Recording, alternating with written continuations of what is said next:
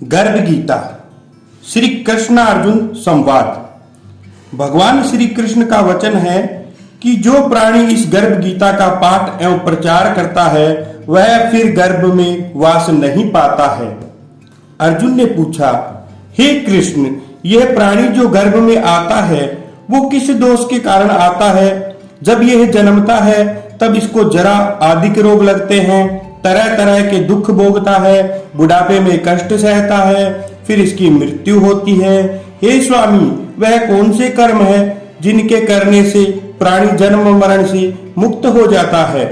श्री कृष्ण ने कहा, हे अर्जुन, यह जो मनुष्य है सो अंधा है, मूर्ख है, जो संसार के साथ प्रीति करता है। यह पदार्थ मैंने पाया है और पाऊंगा, ऐसी चिंता इस प्राणी के मन से उतरती ही नहीं है। आठों पहर माया को ही मांगता है, इसलिए बारंबार जन्मता है, वह मरता है और गर्भवास के दुख पाता है। अर्जुन ने पूछा, हे कृष्ण, यह मन मस्त हाथी की तरह है, ये तृष्णा इसकी शक्ति है, ये मन काम, क्रोध, लोभ, मोह वह अहंकार के वश में है तथा इन पांचों में अहंकार सबसे बली है। सो कौन से यत्न है जिससे मन को वश में किया जा सकता है? श्री कृष्ण ने कहा, हे अर्जुन, यह मन निश्चय ही हाथी की तरह है, तृष्णा इसकी शक्ति है, मन इन पांचों के वश में है, अहंकार इसमें श्रेष्ठ है। हे अर्जुन, जैसे हाथी अंकुश से वश में आता है वैसे ही मन रूपी हाथी को वश में करने को ज्ञान रूपी अंकुश की आवश्यकता होती है। अहंकार करने से यह जीव नरक में पड़ता है। श्री कृष्ण अर्जुन ने पूछा, हे कृष्ण, कुछ तुम्हारे नाम के लिए वैरागी हुए वन खंडों में फिरते हैं और कुछ धर्म करते हैं। इस समय इस विषय में कैसे मालूम पड़े जो वैष्णव है वे कौन है?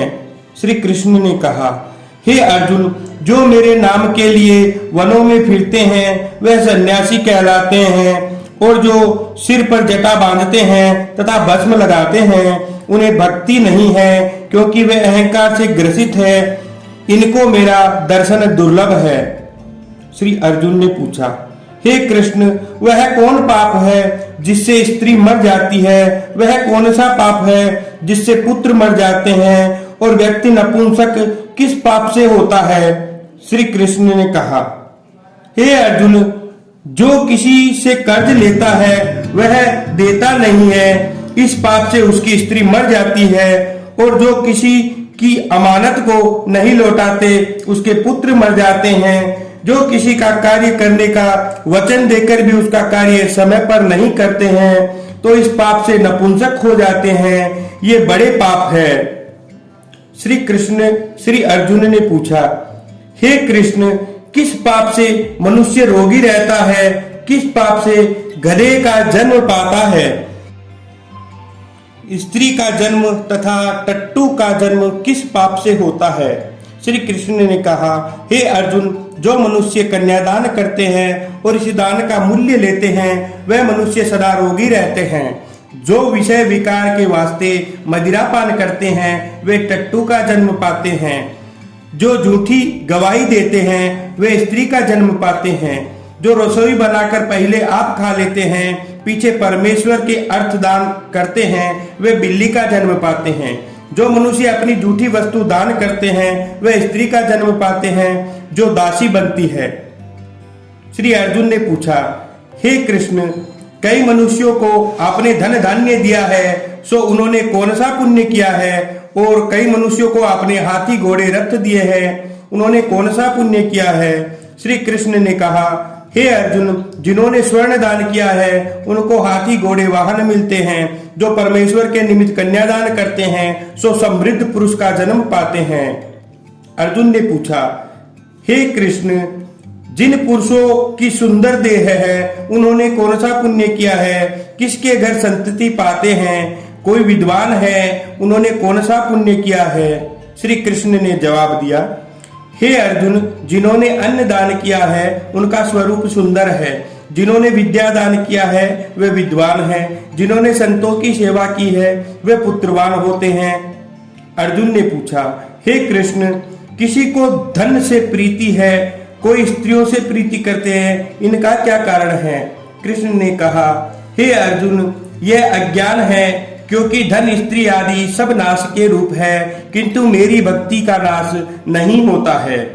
अर्जुन ने पूछा, हे कृष्ण, राजपाट किस धर्म में मिलता है? विद्या कौन से कर्म से मिलती है?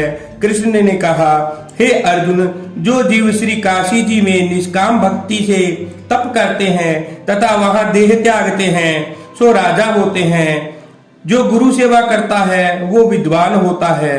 अर्जुन ने पूछा, हे भगवान, किसी को धन अचानक बिना परिश्रम किए मिलते हैं, कोई सारी उम्र रोग रहित होते हैं, सो उन्होंने कौन सा पुण्य किया है?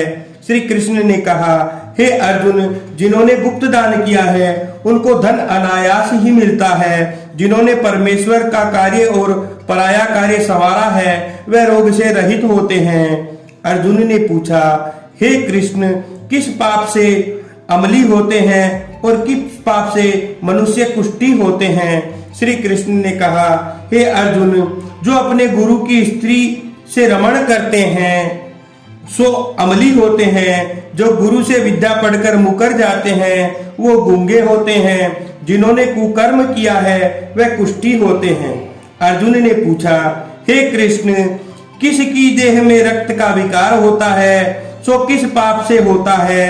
कोई दरिद्री होता है, किसी को खंड आयु होती है, कोई अंधे होते हैं, कई पांगले होते हैं, सो किस पाप से होते हैं? कुछ स्त्रियां बाल विधवा होती है, सो किस पाप से होती है? तो श्री कृष्ण ने जवाब दिया, जो सदा क्रोधवान रहते हैं उनको रक्त का विकार होता है। जो आलस्य में डूबे रहते हैं वे दरिद्री होते हैं। जो कुकर्मी ब्राह्मण को दान देते हैं उनकी खंड आयु होती है। जो प्राणी स्त्री को नंगी देखता है, निर्वस्त्र देखता है, गुरु की स्त्री पर कुदृष्टि रखता है, जिसमें गो व ब्राह्मण को लात मारी हो, सो अंधा व पगला होता है। जो स्त्री अपने पति को छोड़कर पराये पुरुष के संग करती है सो बाल विधवा होती है।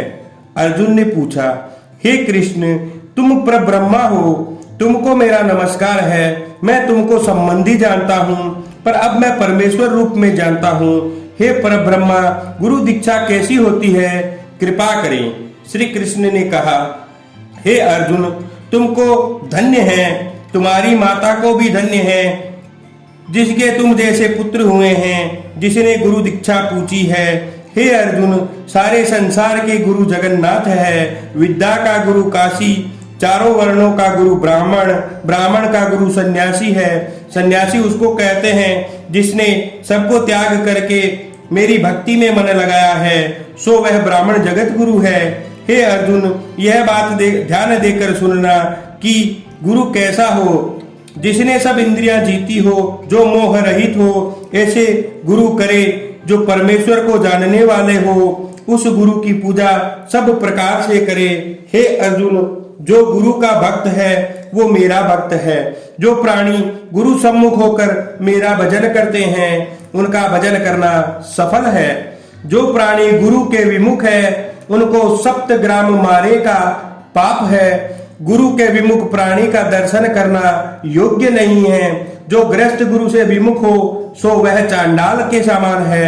जिस जिस जगह मदिरा का भांड हो उस जगह जो गंगाजल है वह भी अपवित्र होता है। इसी तरह गुरु से विमुख का भजन भी अपवित्र होता है। उसके हाथ का देवता भी नहीं लेते हैं, उसके सभी कर्म निष्फल है।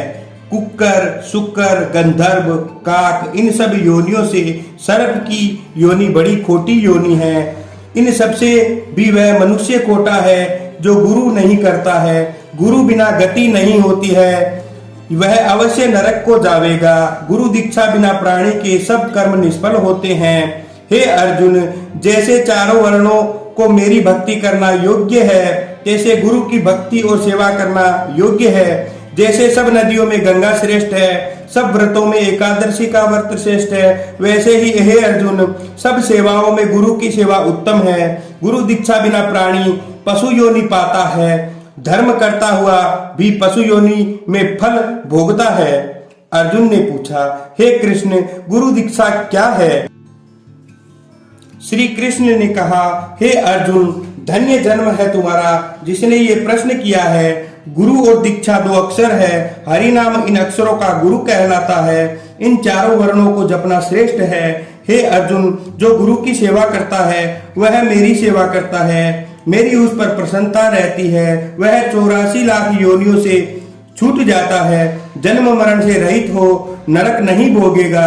जो प्राणी गुरु की सेवा नहीं करता है सो 3.5 करोड़ वर्ष तक नरक भोगता है। जो गुरु की सेवा करता है उसको कई अश्वमेध यज्ञ के पुण्य का फल प्राप्त होता है। हे अर्जुन, हमारे तुम्हारे संवाद को जो प्राणी पढ़ेंगे, सुनेंगे और सुनावेंगे सो गर्भवास से दुख से बचेंगे। उनकी 84 योनियां कट जाएगी। इसी कारण इस पाठ का नाम गर्भ गीता है। इसे कृष्ण महाराज के मुख से अर्जुन ने श्रवण किया था। गुरु दीक्षिणा लेना उत्तम कर्म है। उसका फल यह है कि नरक व 84 लाख योनियों से जीव बच जाता है। उससे भगवान प्रसन्न रहते हैं। बोलिए श्री कृष्ण चंद्र भगवान की जय।